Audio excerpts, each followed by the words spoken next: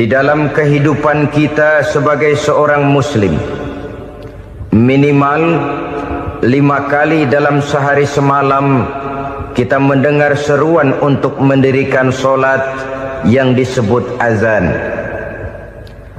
Ada kalimat menarik di dalam kalimat azan itu, yakni seruan hayya 'alal falah, marilah menuju kepada keberuntungan, marilah meraih kemenangan.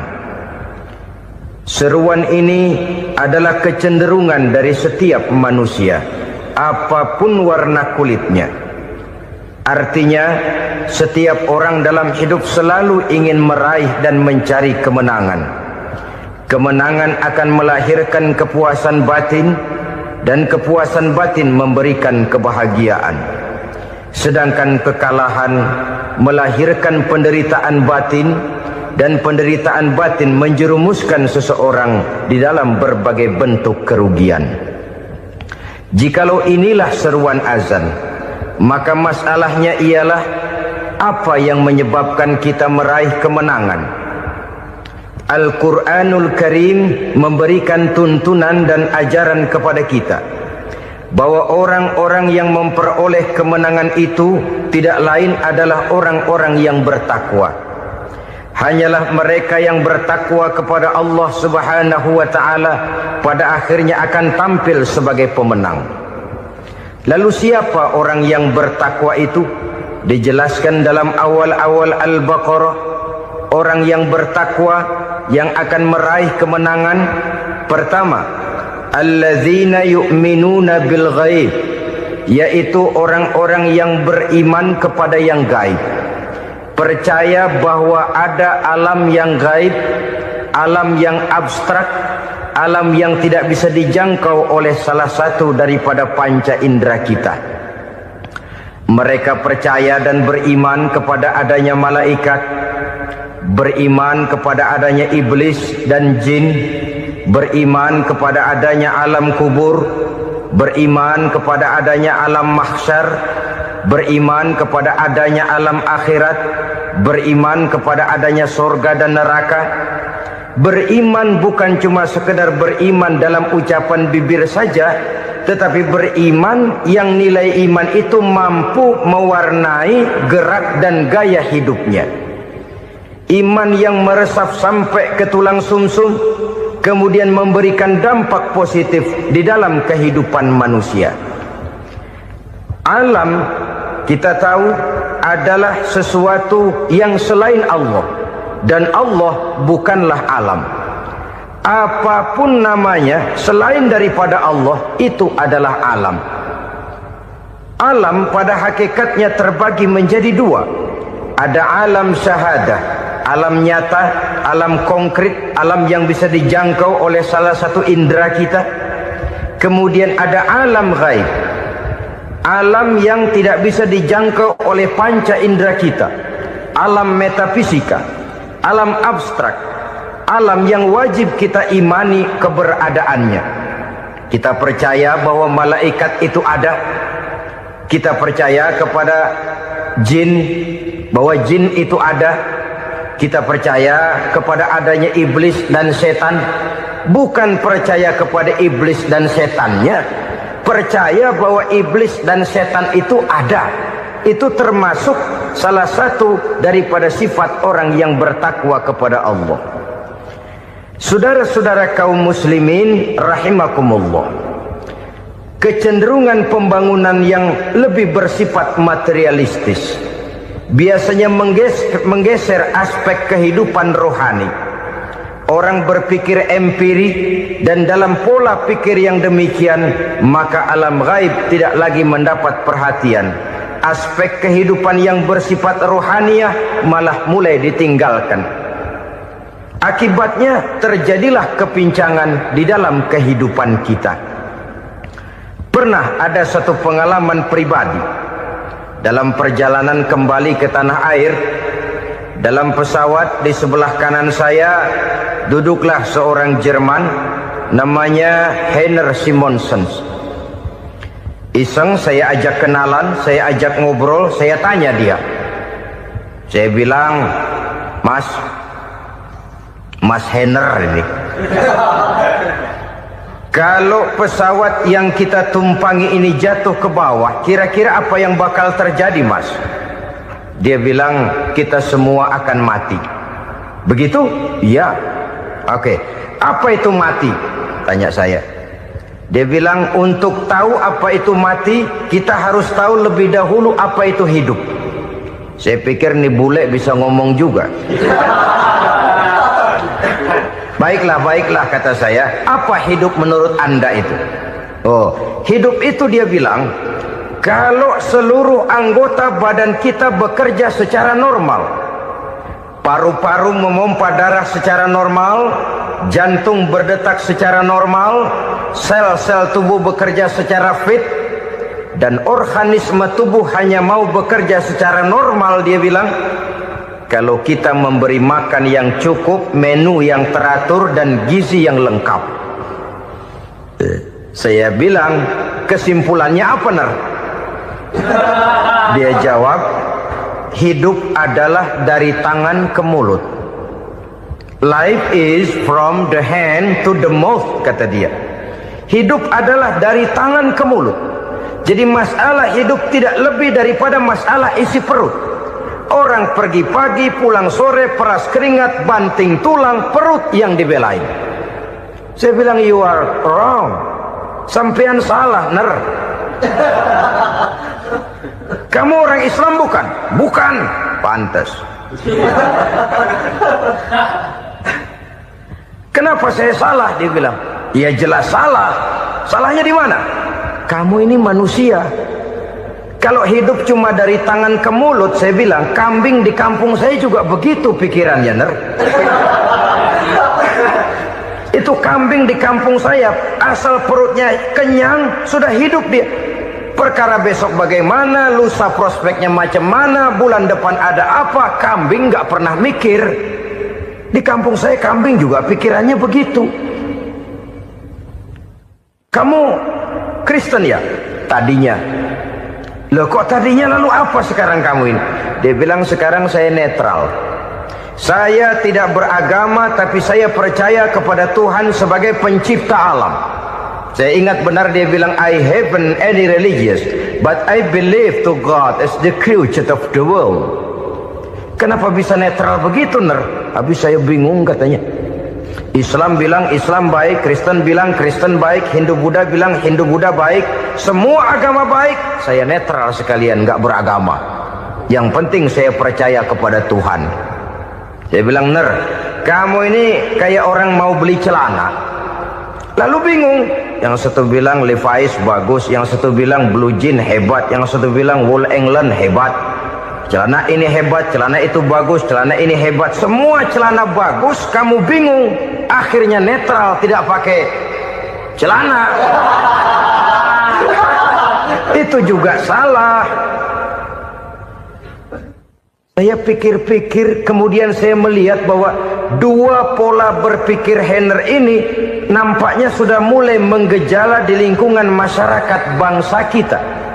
Disadari atau tidak, secara jujur kita harus berkata, dua pola pemikiran Henner ini mulai berkembang di tengah masyarakat bangsa kita. Pertama, pola pikir materialisme. Hidup adalah dari tangan ke mulut. Masalah hidup tidak lebih masalah isi perut.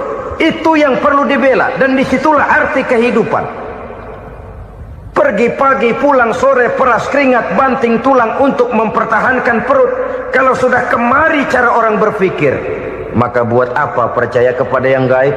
Untuk apa sholat? Untuk apa puasa? Untuk apa zakat? Untuk apa menghadiri majelis taklim? Tanpa kepercayaan kepada yang gaib, hidup berjalan menurut alur empiris dan materialis. Kalau sudah ke sana cara orang berpikir, biasanya orang lalu cenderung menghalalkan segala cara. Hanyalah orang yang percaya bahwa akhirat ada, hanyalah orang yang percaya bahwa alam kubur itu ada, hanyalah orang yang percaya bahwa malaikat itu ada, hidupnya akan lebih terarah dan terkendali. Karena kepercayaan kepada yang gaib yang merupakan fase daripada kehidupan setelah hidup yang sekarang ini, mewarnai gerak pribadi seseorang di dalam dia melakukan kegiatan hidupnya. Pola berpikir materialisme, disadari atau tidak, mulai menggejala di lingkungan masyarakat bangsa kita. Hidup tidak lebih dari urusan tangan ke mulut, mulut ke tangan, tangan ke mulut. Asal perut sudah kenyang, hiduplah sudah. Perkara bagaimana prospek hari yang akan datang, bagaimana akhirat, tidak jadi persoalan. Ini yang oleh Nabi diperingatkan, ad-dunya sijnul mu'min wa jannatul kafir. Dunia adalah penjara bagi orang beriman dan surga bagi orang kafir. Dulu di zaman Belanda hadis ini pernah disalah tafsirkan, disalah artikan, digunakan sebagai senjata untuk mengkebiri dan membuat impoten umat Islam. Sudahlah umat Islam gak usah macam-macam, kata Belanda. Dunia ini kan penjara buat orang Islam, surga buat orang kafir. Di penjara jangan bertingkah.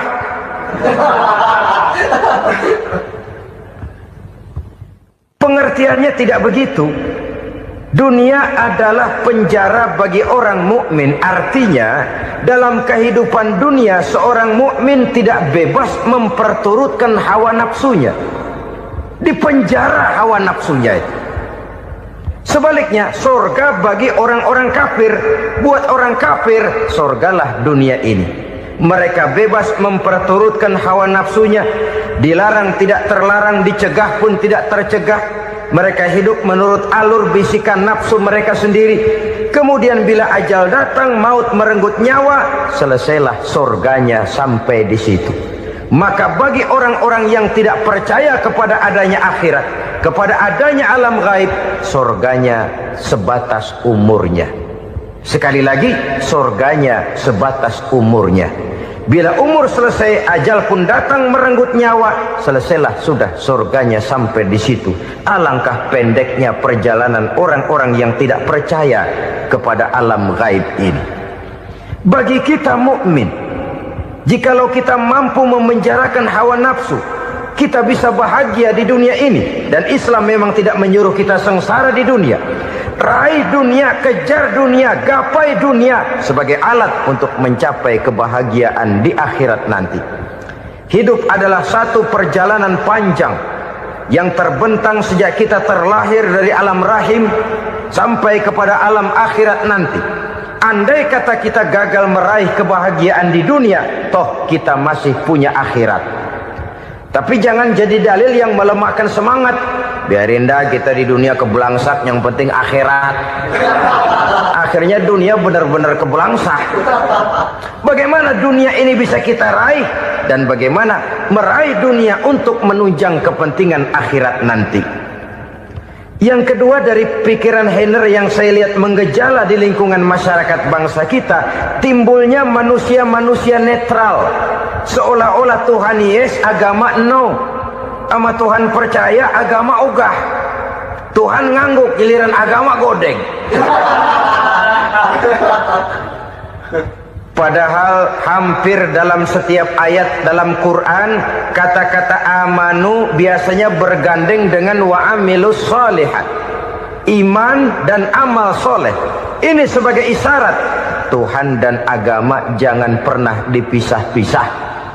Apabila kita bertuhan, maka kita harus beragama. Apabila kita beragama, maka agama itu harus bersumberkan dari Tuhan yang kita imani itu. Tidak mungkin kita pisah, Tuhan yes, agama no. Sama Tuhan percaya tapi agama bikin sendiri. Sembayangnya cukup bengong 2 jam madep ngulon.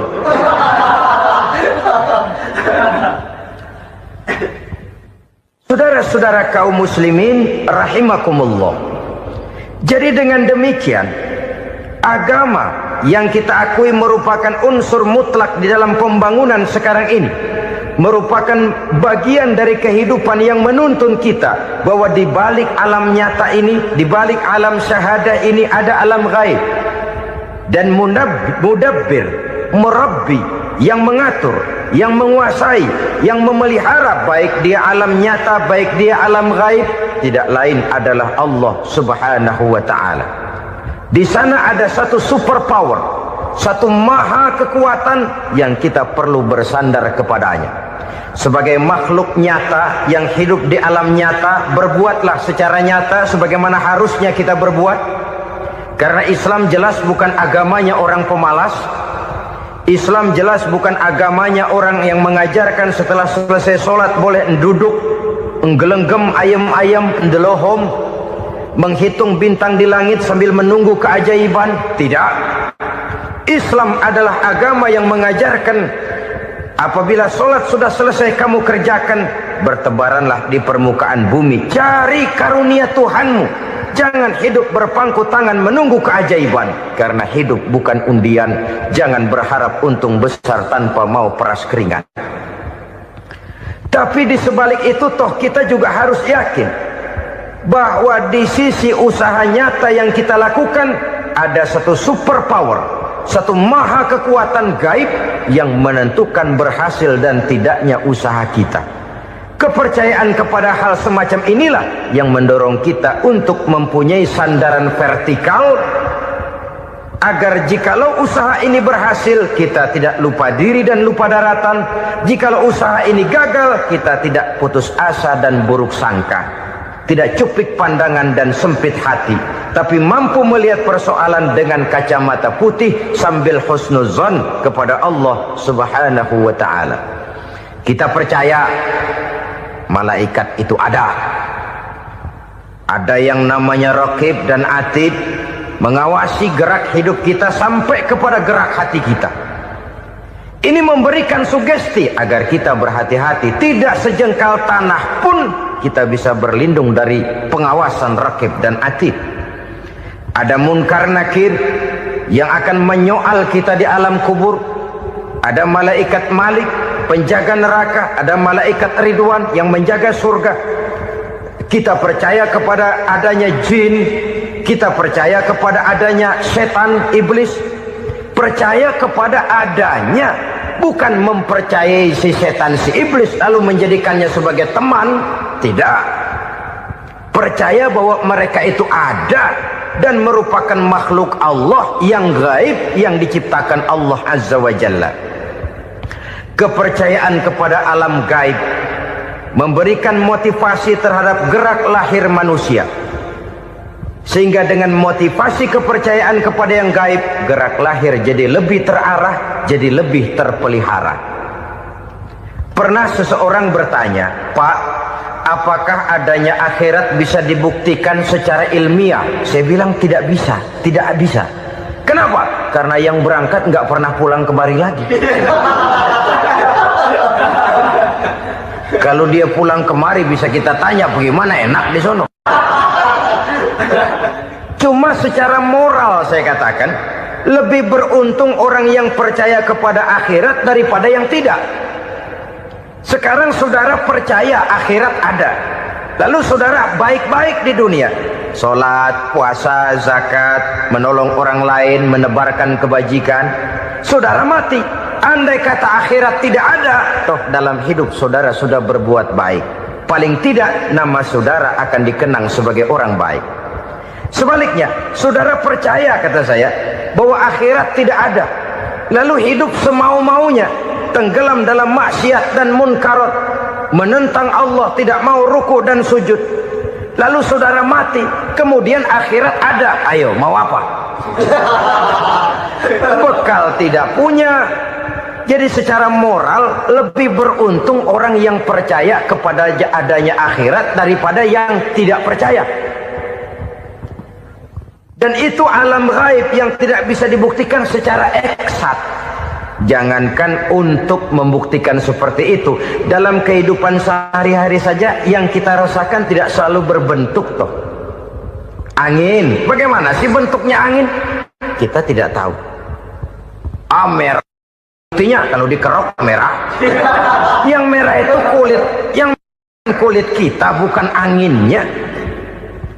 Sakit, rasa sakit itu ada, tapi bagaimana bentuk sakit kita nggak pernah tahu. Kalau kita makan cabai pedas, bagaimana bentuk pedas itu tidak ada, tapi rasa ada. bentuk pedas hijau, cabenya bukan pedasnya.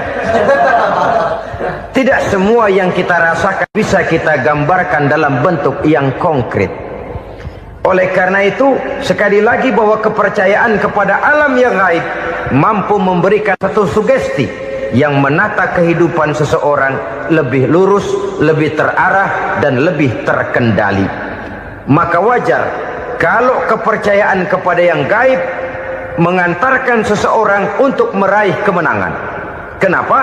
Dia percaya kepada yang gaib, bahwa akhirat ada, bahwa alam kubur ada, bahwa pertanggungan jawab itu ada. Maka dia lalu tidak hidup saenae udele dewe gitu loh.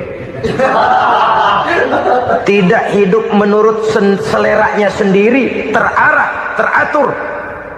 Ini cirinya yang pertama. Orang bertakwa yang akan meraih kemenangan, mereka beriman, mereka percaya kepada yang gaib. Bahkan hal-hal konkret saja selalu berangkat dari yang gaib. Saudara-saudara, para remaja, para pemuda sekarang ini tidak pernah tahu toh siapa yang akan jadi teman hidup saudara. Kita bisa saja ngerancang, mentargetkan, tapi toh akhirnya yang namanya jodoh bukan kekuasaan kita. Rezeki di luar kemampuan kita. Begitu juga ajal, maut, jodoh, ajal adalah contoh-contoh konkret bahwa pada akhirnya yang gaiblah yang menentukan. Bertahun-tahun ngelancong, emang jodoh seret nggak jadi.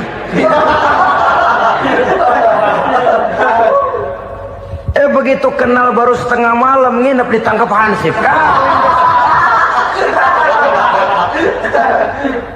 Hal-hal semacam itu kadang-kadang kita berpikir suuzon, gilet, perempuannya cakep banget, lakinya rebek amat. Memang begitulah jodohnya. Memang begitulah jodohnya. Saudara hadirin ma'asyiral muslimin yang saya hormati, jadi hal-hal yang konkret saja kita yakini sepenuhnya ditentukan oleh satu superpower yang gaib itu tadi. Dari sanalah segala ketentuan itu berangkat dan kesanalah segalanya akan kembali. Maka kepercayaan kepada yang gaib meluruskan gerak hidup seseorang dan itu akan mengantarkan dia kepada meraih kemenangan. Satu. Yang kedua, wa yuqimuna shalah. Orang bertakwa yang akan meraih kemenangan itu adalah orang-orang yang mendirikan sholat. Kenapa sholat mengantarkan orang untuk meraih kemenangan? Yang jelas, inna sholata tanha anil fahsya'i wal munkar. Sholat mampu mencegah manusia dari perbuatan keji dan munkar. Banyak filsafat hidup yang terkandung di dalam sholat ini. Sejak kita wudhu sampai kita menghadap ke arah kiblat, sampai kita melakukan gerak-gerak sholat, bacaan-bacaan yang ada di dalam sholat, lalu sampai kepada mengucapkan salam. Banyak filsafat hidup yang terkandung di dalam sholat. Umpamanya saja, setelah takbiratul ihram mulai kita dengan sholat dalam posisi berdiri, diajarkan dalam kitab-kitab fikih agar kita melihat ke arah tempat sujud. Ini kan filsafat kehidupan. Kalau kamu sholat dalam posisi berdiri, lihat tempat sujud. Jangan sholat mata jelalatan, sebab nanti bisa mengurangi kekhusyuan. Jadi wajar kalau yang dikatakan bahwa yang paling afdol adalah shaf yang di depan. Kenapa? Secara harfiah pengertiannya akan lebih mengundang kekhusyuan. Kenapa? Kalau kita di shaf paling depan di masjid umpamanya paling banter kita lihat tembok. Tapi kalau kita shaf di tengah atau di belakang, orang-orang di depan kita pun akan kelihatan. Yang bajunya loreng, yang bajunya genggang, yang bajunya macam-macam. Kita lihat, kadang-kadang kita pikirin, ada yang bajunya bolong. Kita sholat tapi dalam hati, nih orang bajunya robek yang nggak tahu apa. Ada saja hal-hal yang mengusik kekhusyuan kita. Oleh sebab itu diajarkan dalam posisi berdiri, lihat, arahkan pandangan matamu kepada tempat sujud. Ini kan filsafat kehidupan. Maksudnya apa? Kalau lagi diri lihat dong tempat sujud. Kalau udah di atas ingat dong sama yang bawah. Kalau sudah tinggi, ingat dong dari mana kamu berangkat.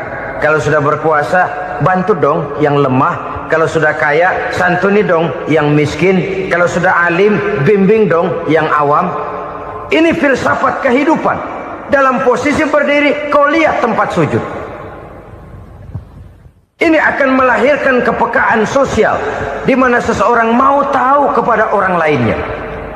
Bagaimanapun kaya kita, tinggi pangkat dan jabatan kita, jikalau hidup hanya untuk kepentingan perut sendiri saja, rasanya belum membawa manfaat di dalam kehidupan kita.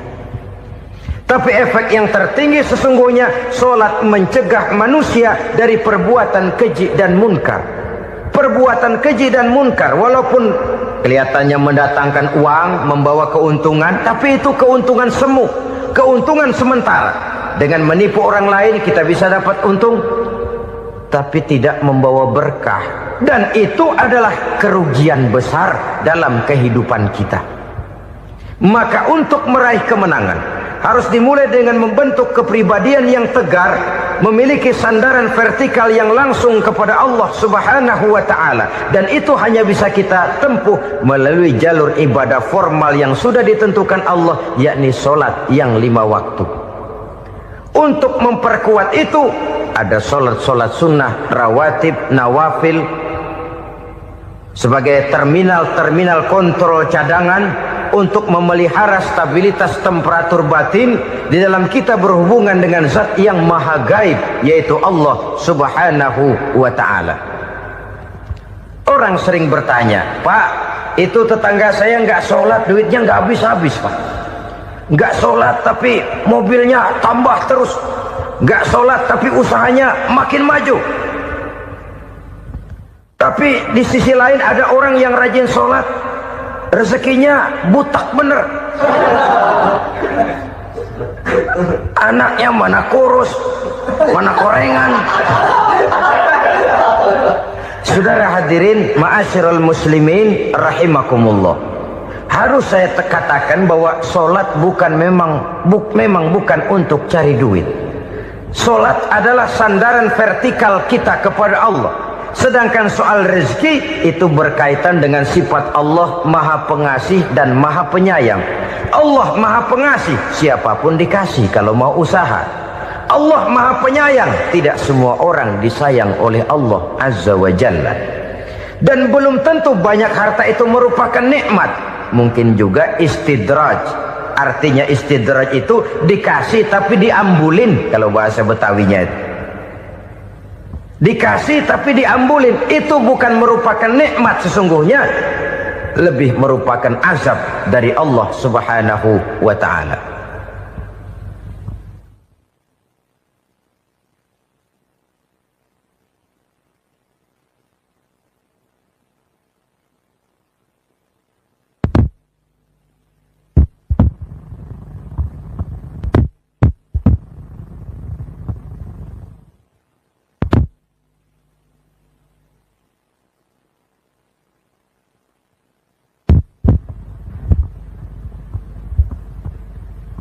Agama mempunyai sistem solat, dan kita umat Islam telah dituntun oleh Allah Subhanahu wa ta'ala yang wajibnya 5 kali dalam sehari semalam mendirikan solat, dan itu tentu berada dalam jangkauan kemampuan manusia. Pada awalnya barangkali kita memang merasa solat itu satu kewajiban, tapi semakin kita hayati makna, manfaat dan filsafat yang terkandung di dalam ajaran solat, semakin sampai kita kepada keyakinan bahwa solat adalah keperluan kita.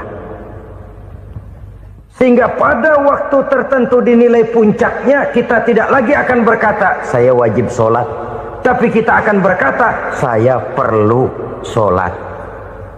Kalau kita sudah merasakan itu adalah keperluan kita, nah di sanalah kita baru akan merasakan ruginya kalau hal itu tidak kita laksanakan. Sepanjang kita masih berkata saya wajib sholat, kita akan lebih merasakan dia sebagai beban ketimbang sebagai keperluan. Yang jelas Allah tidak memerlukan ibadah yang kita laksanakan ini. Dengan kata lain, Andai kata satu dunia penuh ini orang tidak ada yang sholat satu pun, Allah tidak akan turun dari jabatan Tuhan. Jangan lalu berpikir kalau kita ngambek se-RW kagak sembahyang Tuhan tekor kali ini ya. Tentu tidak. Itu perlunya kita, bukan perlunya Allah. Dan pada induknya kita akan berkata, saya perlu agama. Kalau secara induk kita sudah memerlukan agama, maka konsep-konsep yang ada di dalam ajaran agama itu pun adalah juga merupakan keperluan kita. Baik dia bernama sholat, baik dia bernama puasa, baik dia bernama zakat, baik dia bernama haji, seluruhnya adalah keperluan kita. Dan sesuatu yang kita perlukan apabila tidak kita laksanakan akan melahirkan kerugian di dalam kehidupan.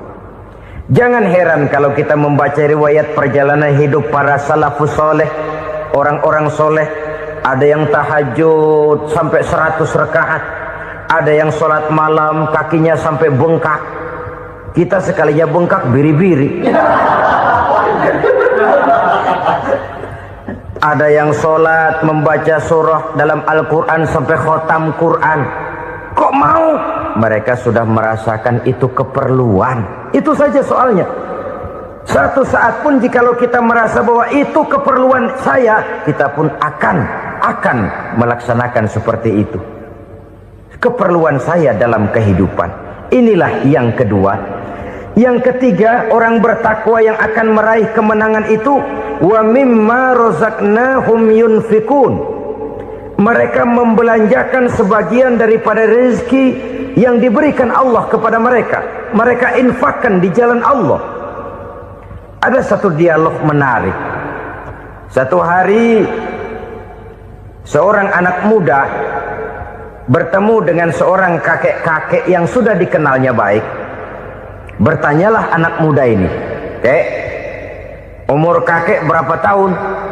15 tahun, kata si kakek. "Anak kakek berapa orang?" 1. "Harta kakek berapa banyak?" 15 juta.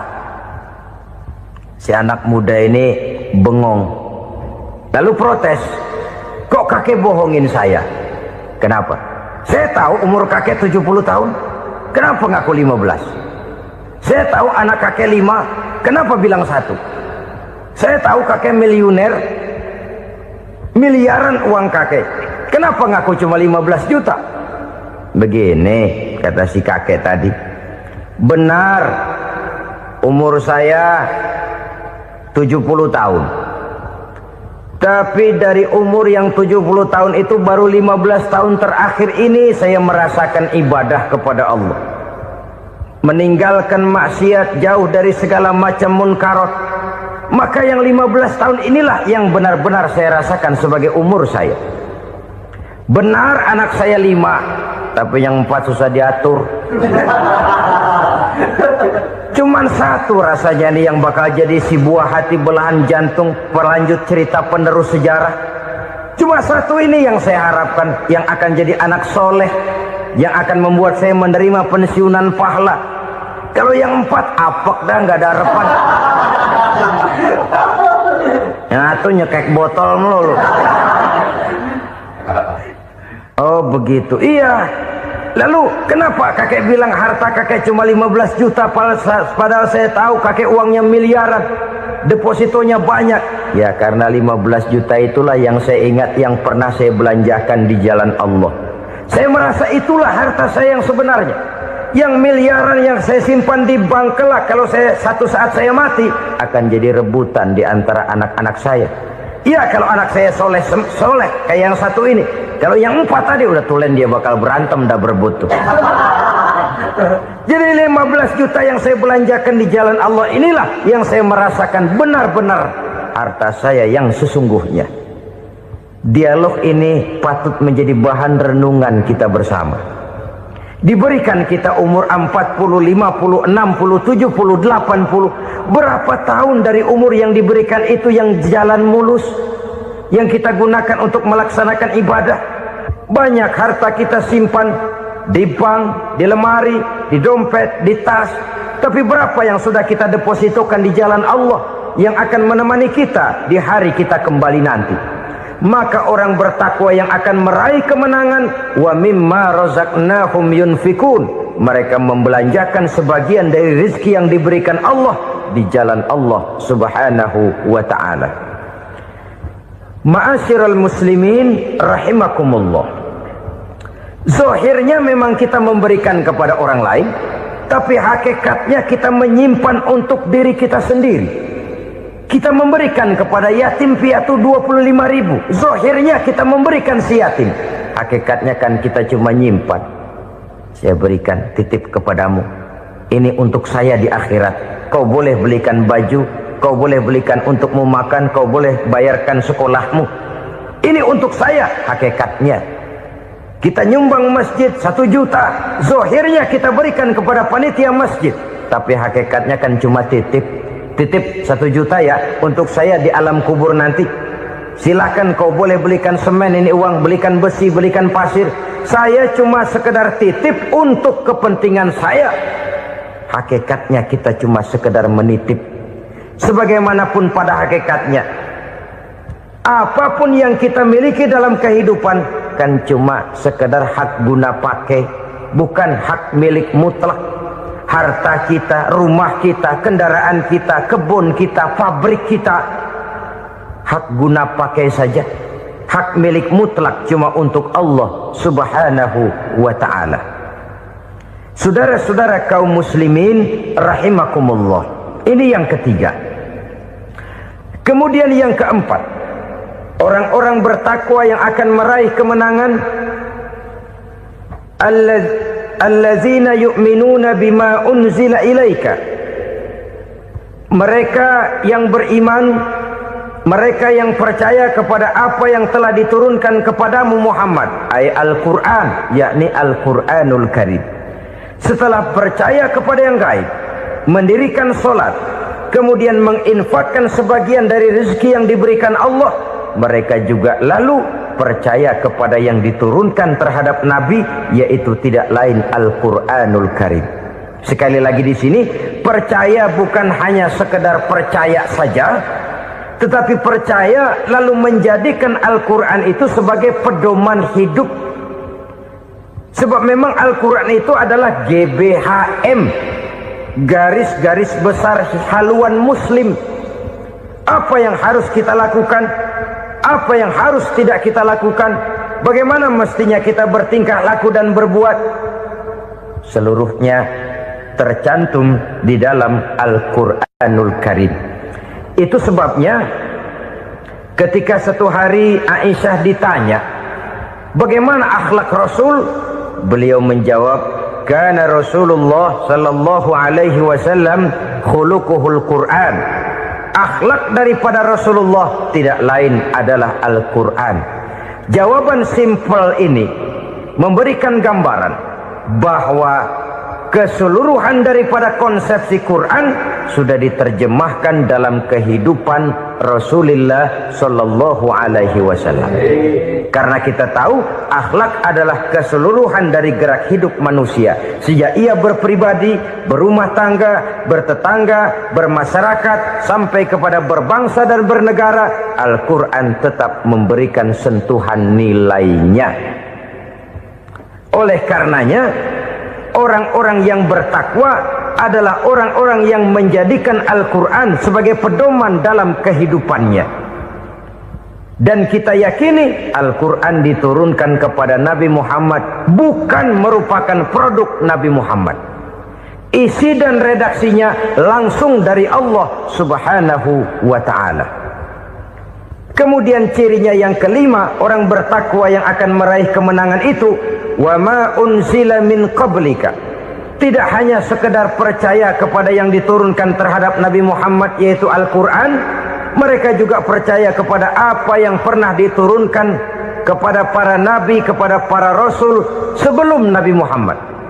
Percaya kepada adanya suhuf, percaya kepada adanya Taurat, percaya kepada adanya Injil, percaya bahwa Allah dahulunya sudah menurunkan Taurat kepada Musa, percaya bahwa Allah sudah menurunkan Injil kepada Isa, percaya Injil ada, Taurat ada, diturunkan Allah untuk Isa dan Musa, tetapi tidak wajib mengamalkannya karena kita sudah diberikan Al-Quranul Karim.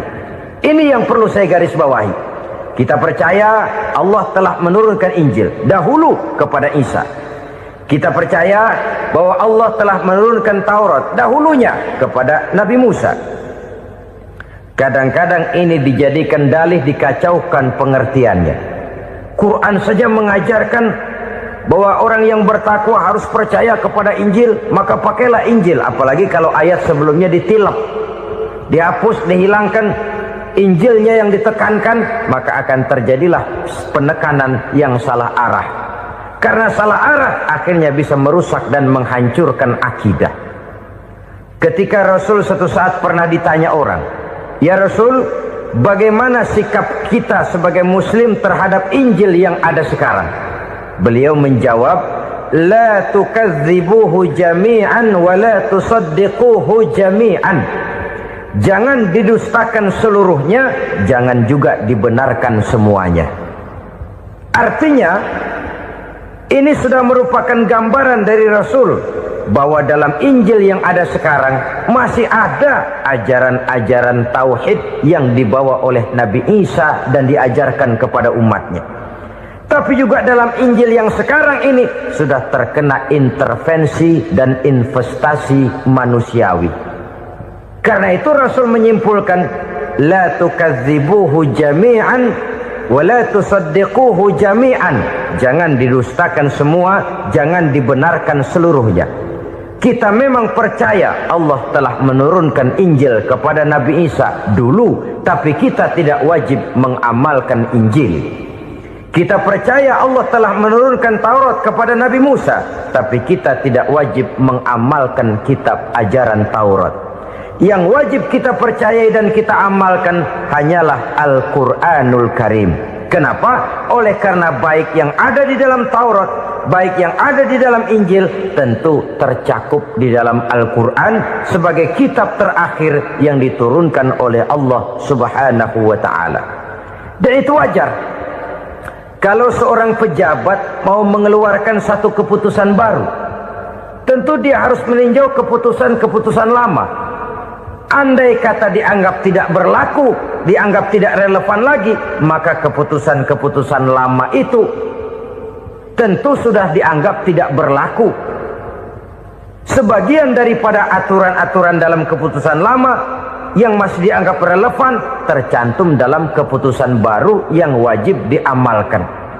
Begitulah hubungannya antara Al-Quran, Taurat, Zabur, dan Injil. 4 kitab samawi yang diturunkan Allah masing-masing kepada Zabur untuk Nabi Daud, Taurat untuk Nabi Musa, dan Injil untuk Nabi Isa alaihi wassalatu wassalam. Ketiga-tiga kitab itu kita percayai adanya. Kita yakini Allah telah menurunkan Zabur, Taurat, dan Injil. Tapi kita tidak wajib mengamalkannya.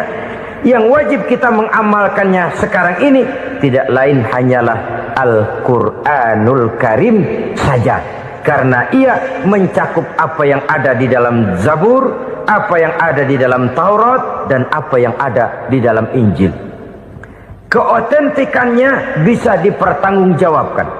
Ya, tapi kan Nabi Muhammad sudah mati 14 abad yang lalu, dan di zaman beliau Al-Quran kan belum dikodifikasikan, belum ditulis. Bagaimana keotentikannya bisa dipertanggungjawabkan? Mudah saja. Allah berjanji, inna nahnu nazzalna dzikra wa inna lahu lahafizun. Kami yang menurunkan Al-Quran dan kami yang akan menjaga dan memeliharanya. Allah turunkan Quran, Allah menjaganya. Bagaimana cara Allah menjaga Al-Quran itu? Banyaknya orang-orang yang hafaz Al-Quran.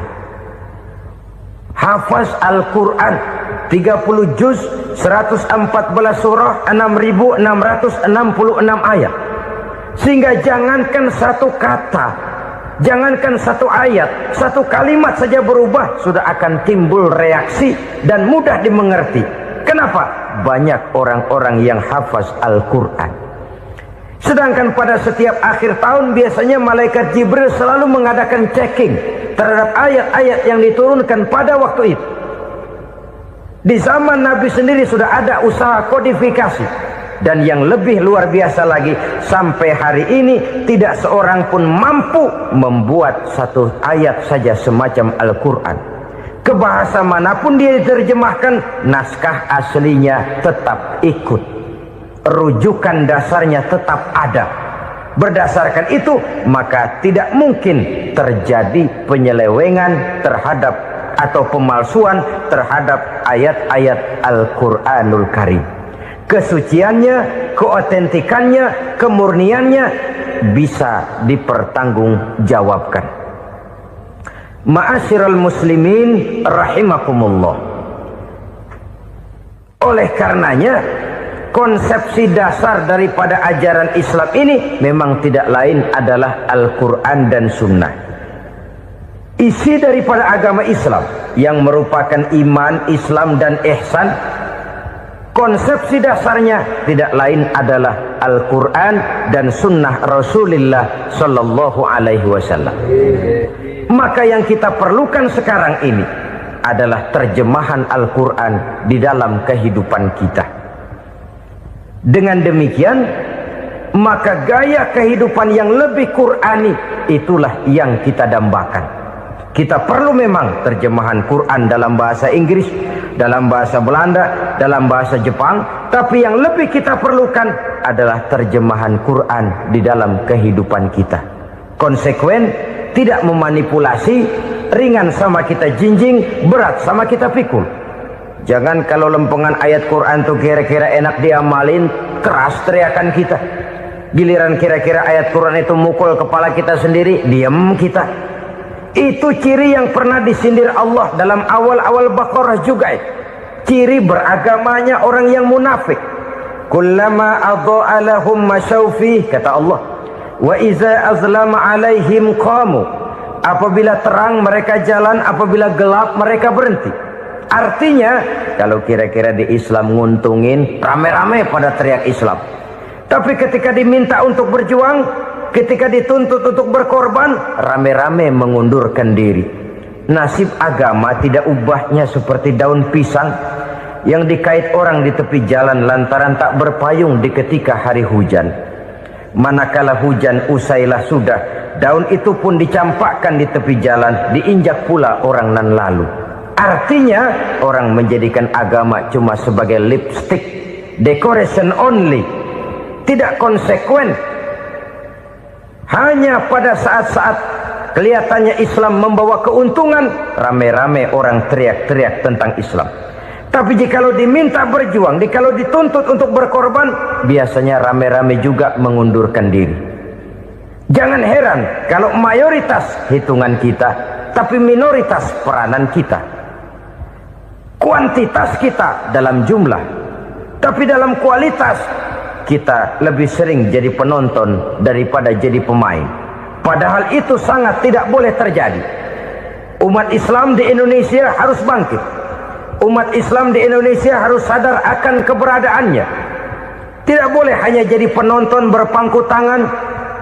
Karena memang agama kita juga mengajarkan untuk konsekuen di dalam menjabarkan ajaran-ajaran daripada agama kita. Kita sering jatuh menjadi umat yang lemah oleh karena kita ini tidak pandai menggalang kebersamaan yang diakibatkan tidak konsekuennya kita. Diistilahkan bahwa umat Islam di dalam menggalang kebersamaannya itu harus seperti orang main sepak bola. Saudara-saudara kan tahu orang main sepak bola itu. Orang main sepak bola, kalau pertandingan belum dimulai sih silakan saja kumpul di luar lapangan, atur strategi yang baik. Tapi kalau pertandingan sudah dimulai, turun ke lapangan hijau, jangan kumpul terus. Ada sepak bola gotong royong, mundur-mundur rame-rame, depan ke depan kumpul melulu mainnya. Kalah. Orang main sepak bola itu ya harus ada penyerang tengah, harus ada penjaga gawang, harus ada strikernya, harus ada kiri luarnya, kanan dalamnya yang jadi backnya. Posisi boleh bermacam-macam, tapi yang penting saling ngoper untuk menggolkan gawang lawan. Begitulah umat Islam ini. Boleh ada yang jadi pejabat, boleh ada yang jadi pengusaha, boleh ada yang jadi petani, silakan ada yang jadi seniman, ada yang jadi penyair, ada yang jadi artis sekalipun. Tapi kalau sudah berhasil menguasai bola, jangan lupa operannya. Operan itu yang langka. Kita ini muslim kadang-kadang kalau sudah memegang menguasai bola, kalau belum mau mampus, belum mau ngoper. Nanti kalau sudah nggak punya bola, baru mau ngoper. Kalau sudah dengar-dengar mau dekat pensiun, baru mau jihad, baru mau berjuang, baru mau ngurus pesantren. Tanda tangan sudah tidak laku, memo sudah tidak dihargai, baru mau berjuang. Kemarin kemana mas? Kita tidak pandai memanfaatkan posisi. Dengan kata lain, kalau kembali kepada persoalan kita, konsekuensi kita terhadap agama yang kita anut ini belum ideal. Kita masih lebih sering berislam ini pada saat-saat yang menurut perhitungan kita membawa keuntungan. Tapi kalau diminta berjuang, dituntut berkorban, yang itu pun hakikatnya adalah untuk kepentingan kita juga. Allah tidak pernah menuntut kita untuk jihad bagi kepentingan Allah, itu tidak. Berjuang menegakkan agama Allah, apakah untuk kepentingan Allah? Tidak. Untuk kepentingan kita. Sebab nilai-nilai jihad itu pada akhirnya akan membawa kita kepada suatu kebahagiaan. Setidaknya kalau tidak di dunia, tentu di akhirat sebagai syahid. Oleh karena itu, pada bagian akhir ini saya ingin mengajak, marilah kita konsekuen. Sekali kita berkitabkan Al-Quranul Karim, mari dia kita jadikan pedoman. Jangan cuma kita jadikan sebagai penghias dinding, pelengkap rumah, bahwa di rumah kita ada Al-Quran, tapi yang baca kecoa. Habis pada bolong tuh Quran. Yang penting kan punya Quran. Ditaruh di pintu rumah. Biar apa? Biar kuntilanak kagak masuk katanya. Ya apa itu nasib Quran, cuma kerjanya jaga pintu, ngusir kuntilanak, ngusir memedi. Bagaimana kita hidup menurut tuntunan Al-Quran? Kadang-kadang tidak pernah menjadi masalah bagi kita. Maka bagaimanakah Al-Quran akan mungkin membawa keberkahan dalam hidup kalau ajarannya kita injak-injak dalam keseharian kita?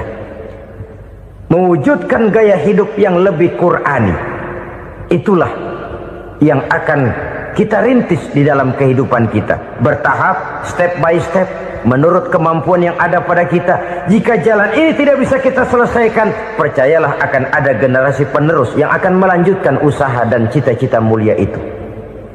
Jadi percaya kepada Taurat, percaya kepada Injil, sekedar percaya Allah dahulunya sudah menurunkan itu, tapi kita tidak wajib mengamalkannya. Kenapa? Generasi Injil masa berlakunya sudah kedaluarsa. Taurat masa berlakunya sudah kedaluarsa. Injil pernah berlaku untuk orang Nasrani di zaman Nabi Isa. Taurat pernah berlaku untuk orang Yahudi di zaman Nabi Musa. Setelah generasinya berlalu, datang Rasul penutup yang membawa Al-Quranul Karim. Maka Al-Quran itulah yang berlaku menjadi pedoman sampai hari akhir nanti. Jangan jauh dari Al-Quran, karena apabila ini kita lakukan, maka kita akan kembali kepada satu gaya hidup yang jauh dari tuntunan agama, dan itu artinya kita akan semakin jauh untuk meraih kemenangan. Saudara-saudara kaum muslimin rahimakumullah, yang keenam, yang terakhir, orang-orang bertakwa yang akan meraih kemenangan itu wabil akhirati hum yuqinun. Mereka percaya, mereka yakin seyakin-yakinnya akan adanya hari akhir, di mana seseorang akan mempertanggungjawabkan seluruh perbuatannya di dalam hidup ini.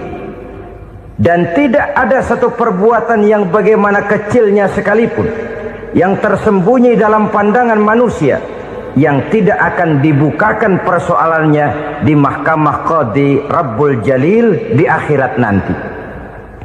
Itulah sebabnya maka percaya kepada akhirat disebut secara khusus. Padahal di awal tadi sudah dijelaskan yu'minuna bil ghaib, percaya kepada alam gaib, dan alam gaib ini termasuk akhirat.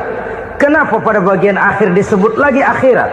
Karena ternyata bahwa kepercayaan kepada adanya akhirat merupakan induk dari kepercayaan terhadap adanya malaikat, setan, jin dan lain sebagainya, dan akan lebih memberikan sugesti dalam kehidupan manusia untuk meluruskan gerak hidup.